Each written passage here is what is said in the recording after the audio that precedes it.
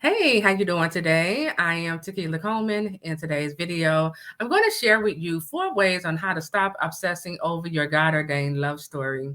Now, when we talk about how to stop obsessing over your God-ordained love story, the first step in this process is for you to take your prodigal spouse off of the pedestal. See, the danger in putting a prodigal up on a pedestal is that number one, we already know that prodigals are those who have walked away from the Lord. But two, prodigals has the door open to the enemy. The enemy is in operation through our prodigal spouse. And so if I have placed my prodigal up on a pedestal and my prodigal is now, when that evil spirit, begin to rise up in my prodigal and begin to become verbally abusive towards me, begin to tell me I'm not good enough or I'm not worthy, right? Begin to say all of these word curses and hurtful things to me. The danger in me putting him up on a product, not a prodigal. The danger in me putting him up on a pedestal is that now I'm about to believe what's coming out of his mouth.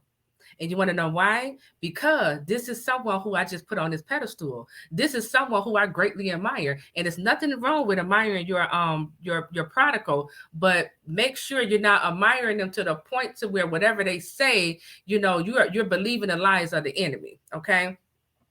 Make sure you're not admiring your prodigal to the point to where when you hear the lies of the enemy, you're not coming into agreement with those lies. You know who you are and you know who you're not, right? So we got to take our prodigal spouses off of this pedestal, right? You know, and just put things in proper perspective. Like, I'm dealing with a prodigal here, okay? I understand it's going to take time, so I don't have to obsess over this thing, right? And here's the other thing too, because when you put your prodigal on this pedestal, now you're more focused on this counterfeit. Now you're more focused on getting rid of the counterfeit because I don't want him or her to have my prodigal, and it puts you in a position of like competing or seeking after your prodigal's approval, right? And again, it's all about bringing them down off of this pedestal and putting things in its proper perspective. I'm dealing with a prodigal, okay? I'm dealing with a prodigal, okay? Which means this prodigal has some immaturity going on in them. They have some irresponsibility going on. There is some more growing in them that God has to do, right? Prodigals, according to the Bible, they don't know their worth, right? So I'm not going to listen to, the things that are coming out of my prodigal's mouth, that are trying to make me feel unworthy, right? So we got to make sure we're putting things in a proper perspective when we're dealing with these prodigal spouses. Okay. The second step in how to stop obsessing over your God ordained love story is knowing that no matter how much I obsess over this love story, no matter how much you obsess over this love story, it's going to come together in God's timing. So you might as well find a level of peace. You might as well find, like find where you can become content in this love story, because obsessing over it, wondering, wrecking your brain, when God, when, it's going to drive you crazy. But find peace in knowing that if God said it, he's going to do it. And it's coming together in God's timing. Okay.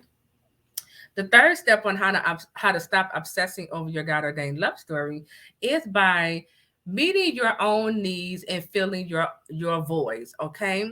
See, one of the reasons why you may find yourself obsessing over this God ordained love story is that number one, you have a void in you that you are looking for your spouse to fulfill, right? Or you have a need, right? Need speaks to lack. You have a need in your life that, again, that you're looking or hoping marriage will solve for you, right? You're hoping when my spouse come into my life, then they will help me to meet this need. Okay. And I shared this on a previous live where I prayed and I asked God, I said, God, don't allow my spouse to come back. I want my own money. I want to be on my feet. I want to have my own everything. That is my prayer, right? That's just how I always been all my life, very independent. And so You want to make sure while God have you in this divine separation that you are meeting your own needs. You are, identifying, well, what are my voids? Okay, now how can I fill this void that's in me, right? How can I love myself more, right? How can I, change this lonely feeling into, feeling fulfilled, okay? But when we begin to meet our own needs and fill our voids, it pushes you in the opposite direction of obsessing. Okay.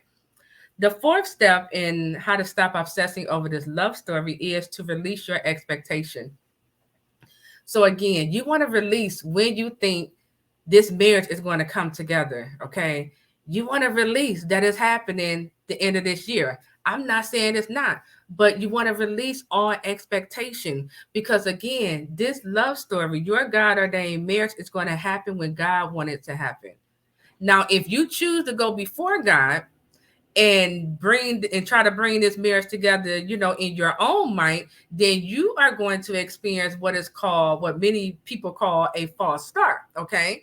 And you're going to experience, further heartache and pain. So it's best for you to just go ahead, release your expectation, release your time frame, release how you think it should come about, when it should happen, how it should be done, and just rest in knowing that God said it. He promised you this. He made his covenant with you, not a counterfeit, and it's going to come to pass at its appointed time. Okay. So I am Tequila Coleman. I'll talk to you all real soon. Take care.